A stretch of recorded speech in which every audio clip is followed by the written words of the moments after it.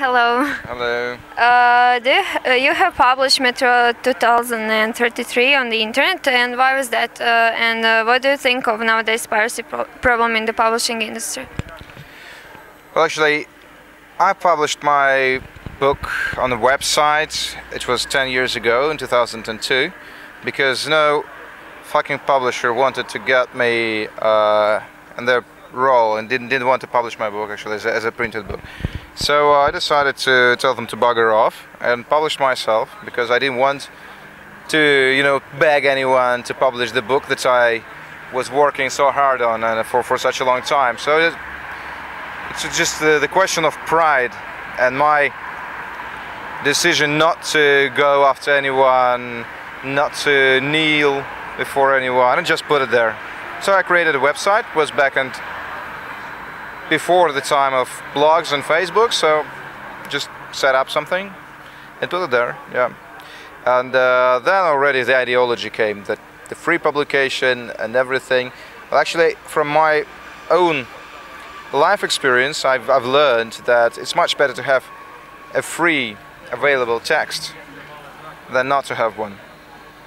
And how many people did read your novel?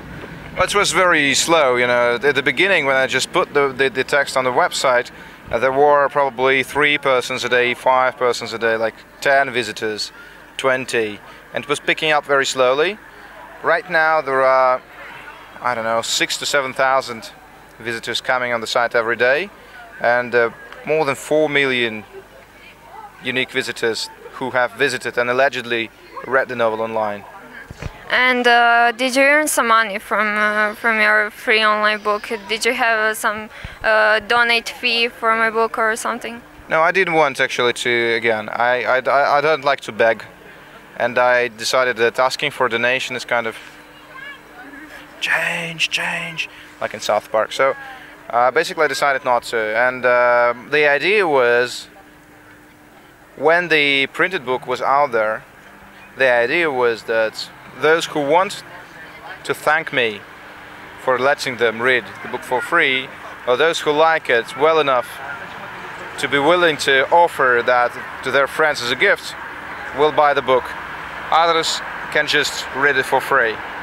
And so the money that I'm earning is coming from the printed book that is being sold, and still, like, the print run is more than 500,000 copies, and they keep printing, I don't know, 5,000 to 10,000 every month. You also wrote a sequel, Metro 2034. Is it similar to the first Metro? Yeah, I did exactly the same. I was publishing it chapter by chapter as I was writing it. I was publishing it on the official website. I also made a tandem with a musician, like a musical artist, and with a visual artist who made beautiful illustrations, some oil paintings even, and so it was kind of an art project. The smart part from me was that I didn't publish the last chapter. I published everything but the ending, and the ending was added later. So that was the trick, but the only trick. But of course then, as soon as the printed book came out, the pirates found the last chapter and put it on their websites. And I didn't chase them.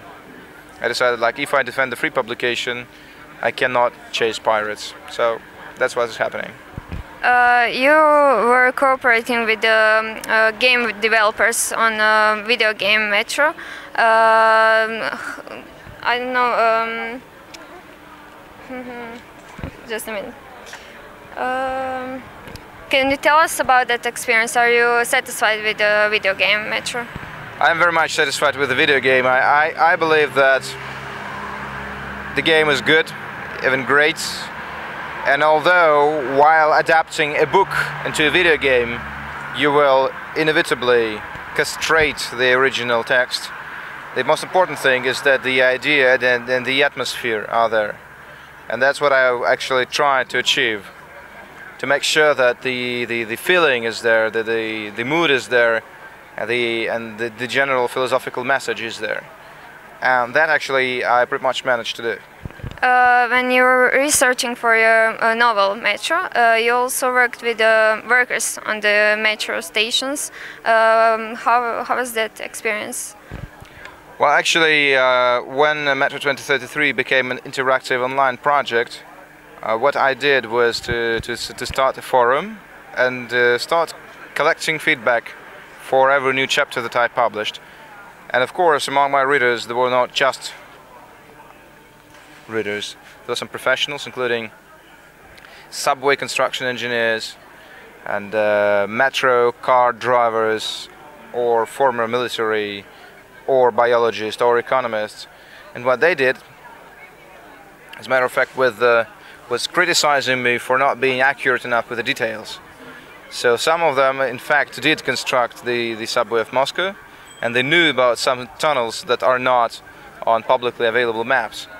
And so in a couple of cases, I adjusted my text according to their notions, notes and suggestions.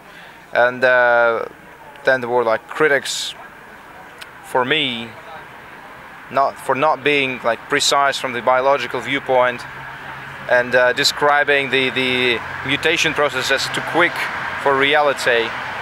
And of course I needed to reply to that, and then some, because in Metro the main currency is the ammo. So there were economists who really calculated the probability of such an economic and financial system, and who pointed out that no, you cannot actually use ammo as a currency unless you produce and manufacture them. If you do that, there's going to be an economic deflation. The money is going to cost more and more, and that's dangerous for the economy, you know. There's a word around Hollywood that Okay, see you later. Yeah. there's a word around Hollywood that you will be making a movie on Metro novel. That's the rumor. That's the rumor. I cannot confirm it. Okay. I have a funny question. Imagine this situation. There is apocalypse, winter, and you are closed in your own library at home. Which book would you burn first and which one last? Well, I have lots of my own books in different languages. And like in Slovenian, in Croatian right now, in Japanese, in Korean, in Chinese, in English, in German, in French, in Spanish, in Italian, in Hungarian, in Finnish, in Swedish, in Norwegian, in Danish. So there's a huge choice of books that I can read, cannot read, and can easily burn.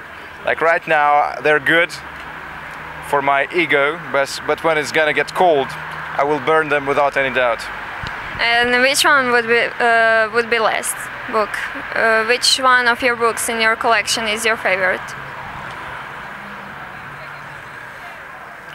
There doesn't have to be your book. Yeah, clearly. My book cannot be my favorite book, you know. That would be completely egomaniac and stupid. Let me think. I don't have Bible. No.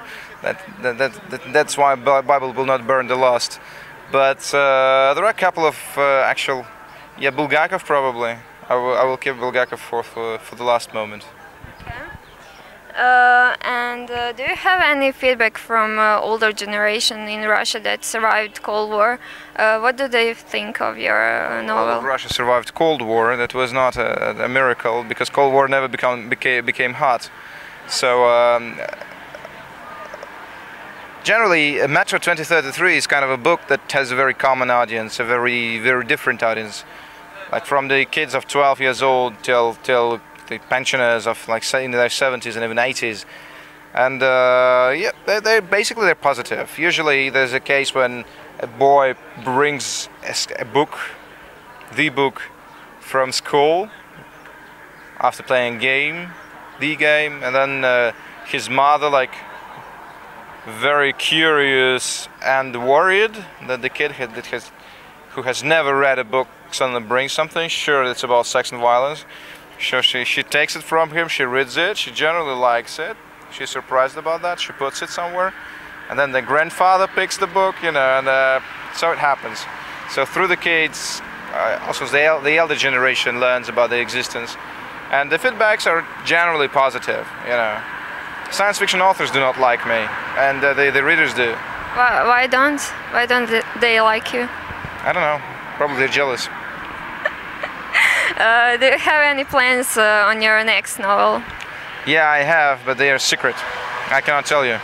Okay, thank you very much. Thank you.